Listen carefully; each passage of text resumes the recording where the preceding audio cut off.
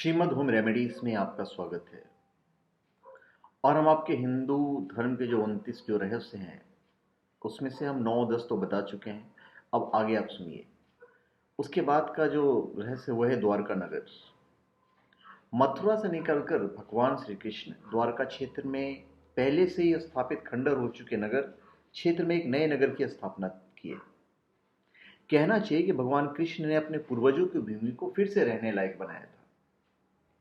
प्राचीन इतिहास की खोज करने वाले इतिहासकारों के अनुसार द्वारका विश्व का सबसे रहस्यमय शहर है। इस शहर पर अभी भी शोध जारी है। कई द्वारों का शहर होने के कारण द्वारिका इसका नाम पड़ा।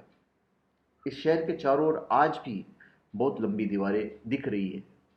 और लंबी दीवारें थी, इसमें कई द्वार थे। ये दीवार आज भी समुद्र के तल में स्थित है। भारत के सबसे प्राचीन नगरों में से एक है द्वारिका। ये 7 नगर है: द्वारिका, मथुरा, काशी, हरिद्वार, अवंतिका, कांची और अयोध्या। द्वारका को द्वारवती, कुशस्थली, अनार्तक, ओखामंडल, गोमती द्वारिका, चक्रतीर्थ, अंतर्द्वीप, वारीदुर्ग, उद्मिमस्त स्थान भी कहा जाता है। इतने सारे इसके नाम हैं। गुजरात राज्य के पश्चिम सिरे पर समुद्र के किनारे स्थित 4 धामों में से एक धाम और 7 पवित्र पुरियों में से एक पुरी द्वारिका है। द्वारिका 2 है: गोमती द्वारिका और बेट द्वारिका। गोमती द्वारिका धाम है और बेट द्वारिका पुरी है। बेट द्वारिका के लिए समुद्र के मार्ग से जाना पड़ता है। एक समय था जब लोग कहते थे कि द्वारका नगरी एक काल्पनिक नगर है, लेकिन इस कल्पना को सच साबित कर दिखाया आर्कियोलॉजिस्ट प्रोफेसर S.R. राव ने। उन्होंने पढ़ाई पूरी करने के बाद बड़ौदा में राज्य पुरातत्व विभाग को ज्वाइन कर लिया था। उसके बाद भारतीय पुरातत्व विभाग में काम किया। उनकी टीम ने 560 मीटर लंबी द्वारका की दीवार की खोज की। साथ में उन्हें वहां पर उस समय के बर्तन भी मिले जो 1528 ईसा पूर्व से 3000 ईसा पूर्व के हैं। इसके अलावा सिंधु घाटी सभ्यता के भी कई अवशेष उन्होंने खोजे थे। उस जगह पर भी उन्होंने खुदाई की, कई रहस्य मिले जहां पर कुरुक्षेत्र का युद्ध हुआ था। तो मिला जुलाकर जो द्वारका का जो रहस्य है वो अभी तक बरकरार है। फिर है कैलाश मंदिर। देखिए, गुफाएं तो भारत में बहुत है, लेकिन अजंता एलोरा की गुफाओं के बारे में वैज्ञानिक कहते हैं कि ये किसी एलियंस के समूह ने बनाई है। यहां पर एक विशालकाय कैलाश मंदिर है। आर्कियोलॉजिस्ट के अनुसार इसे कम से कम 4000 वर्ष पूर्व बनाया गया था। 40 लाख टन की चट्टानों से बनाए गए इस मंदिर को किस तकनीक से बनाया गया होगा, यह आज की आधुनिक इंजीनियर की बस की बात भी नहीं है। माना जाता है कि एलोरा गुफाओं के नीचे एक सीक्रेट शहर है। आर्कियोलॉजिकल और जियोलॉजिस्ट की रिसर्च से यह पता चला है कि कोई सामान्य गुफाएं नहीं है। इन गुफाओं को कोई आम इंसान या आज की आधुनिक तकनीक नहीं बना सकती है। यहाँ एक ऐसी सुरंग है जो इसे अंडरग्राउंड शहर में ले जाती है। तो कैलाश मंदिर का जो रहस्य है वो आज तक नहीं सुलझा है। फिर कर्ण का कवच कुंडल। क्या सचमुच कर्ण के पास कवच कुंडल थे? तो उस वक्त थे, तो आज क्यों नहीं बनाए जा सकते हैं? भगवान कृष्ण ये भली बात ही जानते थे कि जब तक कर्ण के पास उसका कवच कुंडल है तब तक उसे कोई नहीं मार सकता है। ऐसे में अर्जुन की सुरक्षा की कोई गारंटी नहीं है। उधर देवराज इंद्र भी चिंतित थे क्योंकि अर्जुन भाई उनका पुत्र था। भगवान कृष्ण और देवराज इंद्र दोनों जानते थे कि जब तक कर्ण के पास पैदाइशी कवच और कुंडल है वो युद्ध में अजय है, कोई नहीं हरा सकता है। तब कृष्ण ने देवराज इंद्र को एक उपाय बताया और फिर देवराज इंद्र एक ब्राह्मण के वेश में पहुंच गए कर्ण के द्वार पर। देवराज भी सभी के साथ लाइन में खड़े हो गए। कर्ण सभी को कुछ न कुछ दान देते जा रहे थे। बाद में जब देवराज का नंबर आया तो दानी कर्ण ने पूछा, विप्र आज्ञा कीजिए, किस वस्तु की अभिलाषा लेकर आए? तब देवराज इंद्र ने छल से उनके कवच और कुंडल दान में ले लिए थे। तो अगर ले लिए तो गए कहाँ? और कवच कुंडल क्या वाकई में होता है? तो ये रहस्य आज भी बरकरार है। फिर है सुदर्शन चक्र। कहां से आया सुदर्शन चक्र? कहते हैं कि सुदर्शन चक्र एक ऐसा अचूक अस्त्र था जिसे छोड़ने के बाद यह लक्ष्य का पीछा करता था और उसका काम तमाम करके छोड़े गए स्थान पर वापस आता था। इस चक्र को विष्णु की तर्जनी उंगली पर घूमते हुए बताया गया, इस पे राइट हैंड वाले पे। सबसे पहले चक्र उन्हीं के पास था। पुराणों के अनुसार विभिन्न देवताओं के पास अपने अपने चक्र हुआ करते थे। सभी चक्रों के अलग अलग क्षमता होती थी और सभी के चक्रों के नाम भी होते थे। महाभारत युद्ध में भगवान कृष्ण के पास सुदर्शन चक्र था। यह सुदर्शन चक्र कहां से आया था और चक्रों का जन्मदाता कौन था? क्या आज भी इस तरह का अस्त्र बनाया जा सकता है कि जाए और फिर वापस आ जाए, या एक काल्पनिक शक्ति से संचालित होता था, या किसी मशीन द्वारा? ऐसे कई सवाल हैं जिनका रहस्य अभी भी बरकरार है। हालांकि आजकल ऐसी मिसाइलें बनने लगी हैं जो लक्ष्य को भेद कर वापस लौट आती है, लेकिन चक्र जैसा अस्त्र तो सचमुच ही अद्भुत है। उस पर भी अभी शोध जारी है। फिर है रस्सी का जादू। आज पश्चिमी देशों में तरह तरह के जादू विद्या लोकप्रिय है और समाज में हर वर्ग के लोग इसका अभ्यास करते हैं। एक समय था जब भारत में जादूगरों की भरमार थी। इस देश में एक से एक जादूगर, सम्मोहनविद, इंद्रजाल, नट, सपेरे और करतब दिखाने वाले होते थे। बंगाल का जादू तो आज भी विश्व प्रसिद्ध है।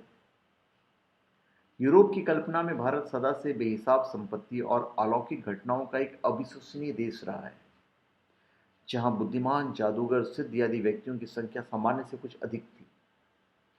विदेशी भ्रमणकर्ताओं और व्यापारियों ने भारत से कई तरह के जादू सीखा और उसे अपने देश में ले जाकर विकसित किया है। बाद में इस तरह के जादू का इस्तेमाल धर्म प्रचार के लिए किया गया। आजकल भारत जादू के मामले में पिछड़ गया है। एक समय था जब सोवियत संघ और रोम ने जादूगरों पर प्रतिबंध लगा दिया था और हजारों जादूगरों को कत्ल कर दिया गया था। लेकिन आजकल अमेरिका और यूरोप के कई देशों में आज भी जादूगरी की धूम है। भारत में सड़क या चौराहे पर जादूगर एक जादू दिखाते थे, जिसे रस्सी का जादू या करतब कहा जाता था। बिन या पोंगी की धुन पर वो रस्सी सांप के पिटारे से निकलकर आसमान में चली जाती थी और जादूगर उसी हवा में झूलती रस्सी पर चढ़कर आसमान में कहीं गायब हो जाता था। अंग्रेजी के काल में किसने यह जादू दिखाया था, उसके बाद से इस जादू के बारे में सुना जाता था। अब इसे दिखाने वाला कोई नहीं है। यही कारण है कि इस जादू को दिखाना अब किसी भी जादूगर के बस की बात नहीं रही। यह विद्या लगभग खो गई है। इसके खो जाने के कारण अब यह संदेह किया जाता है कि कहीं ऐसा जादू दिखाया भी जाता था या नहीं। तो ये जो जादू है, ये भी अब रहस्य का विषय बन चुका है। फिर है वानर प्रजाति। क्या सचमुच रामायण काल में बताए गए अनुसार जामवंत एक रीछ थे और हनुमान जी एक वानर? हालांकि आज भी यह रहस्य बरकरार है। यदि बजरंगबली वानर नहीं होते तो उनको रामायण और रामचरितमानस में कपि, वानर, शाखामृग, प्लवंगम, लोमेश और पुच्छधारी कहकर नहीं पुकारा जाता। लंका दहन का वर्णन भी पूछ से जुड़ा हुआ है। तो जामवंत के बारे में, क्या वो आज भी जिंदा है या क्यों जिंदा है? हालांकि कहा जाता है कि कपि नामक एक वानर जाति थी। हनुमान जी उसी जाति के ब्राह्मण थे। हनुमान चालीसा की एक पंक्ति है, को नहीं जानत है जग में कपि संकट मोचन नाम तिहारे। कुछ लोग कपि को चिंपांजी के रूप में देखते हैं। वैज्ञानिकों के अनुसार कपि प्रजाति होमिनो एरिया नामक महापरिवार प्राणी जगत के सदस्य जीव जातियों में से एक थी। जीव विज्ञानी कहते हैं कि होमिनोइडिया नामक एक महापरिवार के प्राणी जगत के दो प्रमुख जाति शाखाएं थी, जिनमें से प्रथम को हीन कपि कहा जाता था और दूसरे को महाकपि कहा जाता था। हीन कपि अर्थात छोटे कपि और महाकपि अर्थात बड़े आकार की मानव रूपा कपि। महाकपियों की चार उपशाखाएं, गोरिल्ला, चिंपांजी, मनुष्य और ओरंग उटान। शोधकर्ताओं के अनुसार भारतवर्ष में आज से 9 से 10 लाख वर्ष पूर्व बंदरों की एक ऐसी विलक्षण जाति में विद्यमान थी जो आज से लगभग 15,000 वर्ष पूर्व विलुप्त होने लगी थी और रामायण काल के बाद विलुप्त हो गई। इस वानर जाति का नाम कपि था। मानव नुमा यह प्रजाति मुख और पूंछ से बंदर जैसे नजर आते थे। भारत में दुर्भाग्यवश कपि प्रजाति समाप्त हो गई, लेकिन कहा जाता है कि इंडोनेशिया देश के बाली नामक द्वीप में अब भी पूछधारी जंगली मनुष्य का अस्तित्व विद्यमान है। भौतिक मानव विज्ञानी सीकर्क ने इस बात की घोषणा की थी। उन्हें पश्चिम टेक्सास के एक कब्रिस्तान में नर वानर प्रजाति के एक जीवाश्म प्राप्त हुए। उनका कहना है कि जीवाश्म 43 मिलियन वर्ष पहले के हो सकते हैं और वर्तमान में इनकी तुलना उत्तरी गोलार्ध में पाए जाने वाले मैस्केलोलिमर से की जा सकती है। लेकिन अब मैस्केलोलिमर एक विलुप्त नर वानर समूह है। हालांकि 1973 के एक जीवाश्म प्राप्त हुआ था जिसकी तुलना इसे की जा रही है। इसके साथ ही माना जा रहा है कि इसका संबंध यूरेशियन और अफ्रीकी प्रजातियों से भी हो सकता है। इससे प्रजातियों के अंत के संबंध में जानकारी मिलती है। अभी इन जीवाश्मों का संबंध यूसीन नर वानर समुदाय से भी हो सकता है।